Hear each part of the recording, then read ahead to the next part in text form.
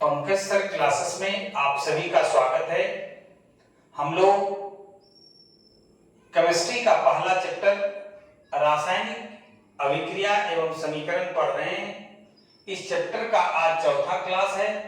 पिछले 3 क्लास के वीडियो को देखने के लिए डिस्क्रिप्शन में लिंक शेयर किया गया है, आप वहां से देख सकते हैं। आइए आप वीडियो के अंत तक बने रहें।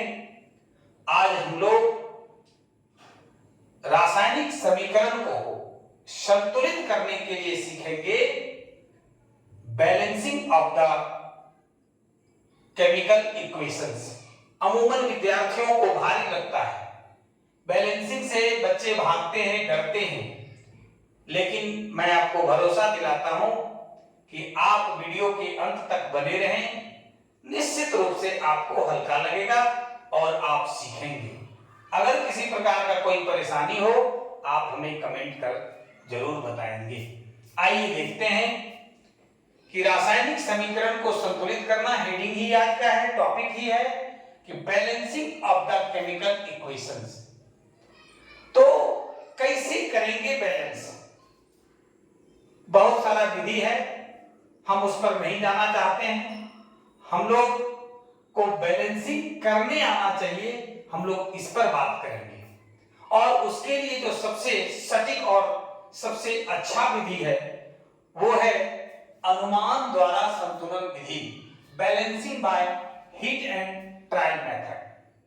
हिट कीजिए, ट्राई कीजिए, अनुमान लगाइए, तर्क लगाइए और बैलेंस कर दीजिए। है बैलेंसिंग क्या? संतुलन पहले क्या है? संतुलन पहले हम लोग ये जानेंगे कि एक समीकरण है, हमने लिखा Mg plus HCl MgCl2 plus H2 when magnesium is treated with hydrogen chloride then magnesium chloride and hydrogen are formed। हम लोगों को इस पर बात करना है। ये पहले समझिए कि संतुलन करने का मतलब क्या होता है, संतुलन में क्या करना है। हम लोगों को ये ज्ञात करना है कि कोई भी रासायनिक समीकरण है, केमिकल इक्वेशन है, तो उस केमिकल इक्वेशन के दोनों ओर जैसे तराजू पर रखते हैं, तुला पर रखते हैं, तो दोनों साइड बराबर है कि नहीं। जो भी रासायनिक अभिक्रिया में भाग ले रहा है पदार्थ या तत्व के परमाणु, उस तत्व के परमाणुओं की संख्या और जो पदार्थ बन रहा है यानी प्रतिफल, उसमें जो तत्वों के परमाणुओं की संख्या है दोनों साइड बराबर है या नहीं है। अगर नहीं है तो हम लोगों को बराबर करना। कैसे करेंगे आइए उस पर चर्चा करते हैं। सबसे पहले हम लोग को ये जानकारी लेना है कि कौन कौन सा तत्व के परमाणु रासायनिक अभिक्रिया में भाग ले रहे हैं और रासायनिक अभिक्रिया के फलस्वरूप बन रहा है। तो हम लोग देखेंगे कि Mg है मैग्नीशियम परमाणुओं की संख्या, लिख दीजिए और ये दोनों साइड लिखिए, बाईं ओर और दाईं ओर।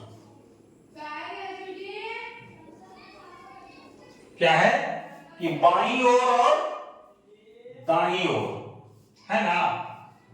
तो इसके बाद है हाइड्रोजन परमाणुओं की संख्या,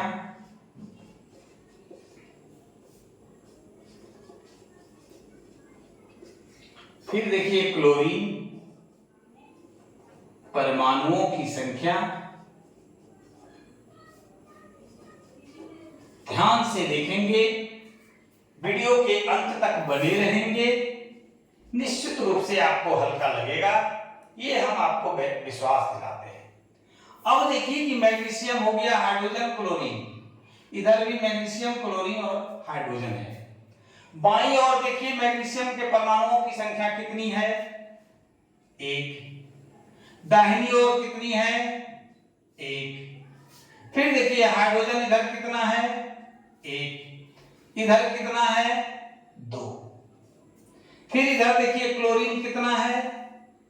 1। इधर कितना है? 2। कहने का मतलब है कि बराबर नहीं है, और जब बराबर नहीं है ये आपका असंतुलित रासायनिक समीकरण है, अनबैलेंस्ड केमिकल इक्वेशन है। अब इसको हम लोगों को बैलेंस करना है, संतुलित करना है। इसके लिए आपको आजादी है, क्या सो जान लीजिए, आप उसके परमाणुओं की संख्या में कोई फेरबदल नहीं कर सकते।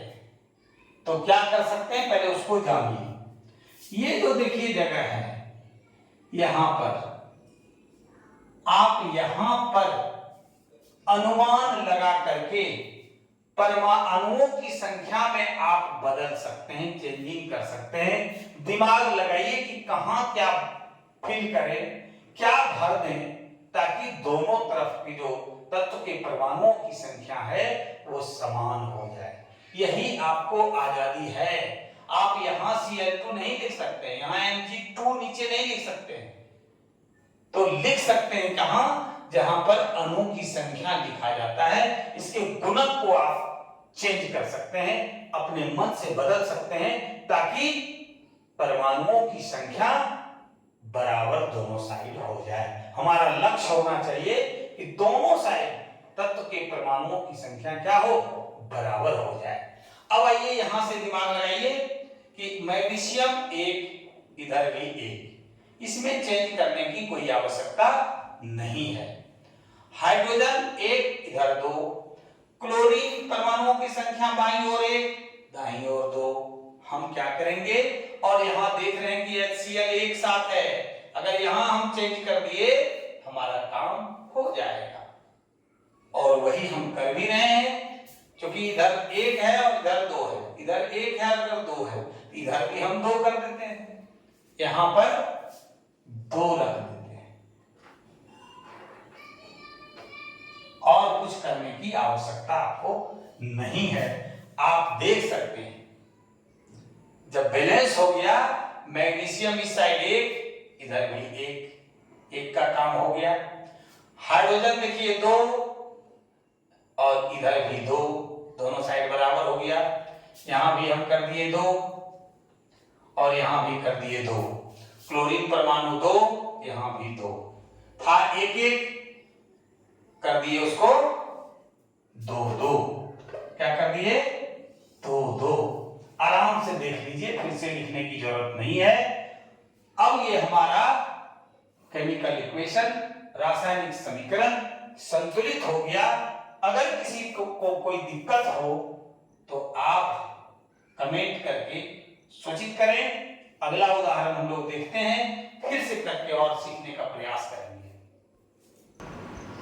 अब देखिए दूसरा उदाहरण, किस प्रकार से हम लोग रासायनिक समीकरण को संतुलित करेंगे।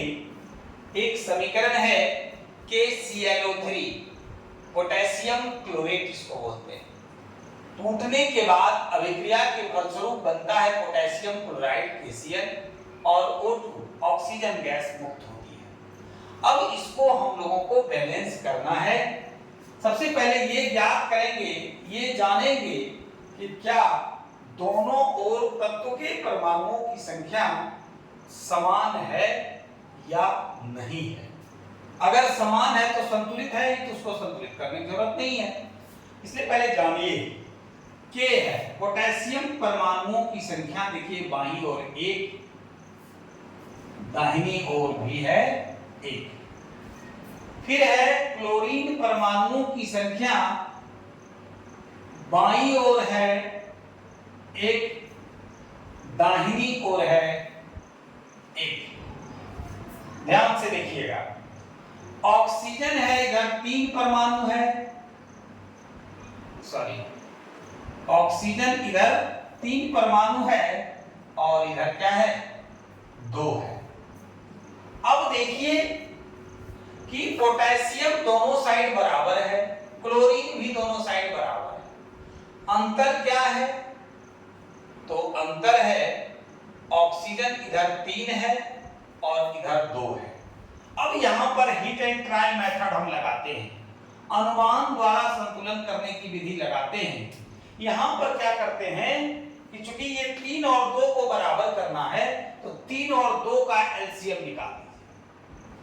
3 और 2 का एलसीएम कितना होता है? 6। तो हमारा ये उद्देश्य होना चाहिए कि हम ऑक्सीजन को क्या कर दें, 6-6 कर देंगे, दोनों साइड बराबर हो जाएगा। आपको जगह है बस ये और ये, यही 3 स्थान है जहां कि इसके गुणक को हम रख करके गुणक के मान में परिवर्तन करके हम बैलेंस कर सकते हैं। क्या करना है? 6 लाना है। 6 लाने के लिए क्या करना होगा? यहां चूंकि 3 है इसलिए 6 करने के लिए क्या करना होगा? 2 से गुना करना होगा, 2 रखना होगा। अब इधर आ जाइए, यहां है ऑक्सीजन 2, करना कितना है? 6, इसलिए यहां कितना रखेंगे? 3। और कुछ करने का जरूरत नहीं है। हाँ है, यहां पर 2 KCl हो गया, इसलिए आप यहां भी क्या करेंगे? 2 KCl करेंगे। अब देखिए यहीं पर हम लोग देख लेते हैं कि बराबर है कि नहीं। पहले था 1 K, अब हो गया 2, लिख दीजिए। इधर कितना है? 2, इधर भी लिख दीजिए। अब आ जाइए Cl, इधर कितना है? 2, इधर Cl कितना है? 2। अब देखिए ऑक्सीजन इधर कितना है? 2 गुने 3 करना होगा। हम पिछले क्लास में भी चर्चा किए थे, ये 2O3 है। परमाणुओं की संख्या अगर निकालेंगे तो 2 गुने 3 करना होगा, 6। कितना हो गया? 6। इधर आइए ऑक्सीजन में, इधर भी 3 गुने 2 करना होगा, तो 3 गुने 2 6। अब देखिए कि दोनों साइड क्या हो गया? के परमाणुओं की संख्या 2-2, क्लोरीन परमाणुओं की संख्या 2-2, ऑक्सीजन परमाणुओं की संख्या 6-6। इस प्रकार से क्या हुआ? बैलेंस हो गया, समीकरण संतुलित हो गया। इस प्रकार से हम लोग हीट एंड ट्रायल मेथड, अनुमान द्वारा हम लोग रासायनिक समीकरण को संतुलित कर सकते हैं। अगर आपको वीडियो अच्छा लगा हो तो आप इसको लाइक और शेयर जरूर करेंगे। जो लोग नए हैं, अब तक चैनल को सब्सक्राइब नहीं किए हैं, चैनल को सब्सक्राइब करें। आज के क्लास में बस इतना ही। धन्यवाद।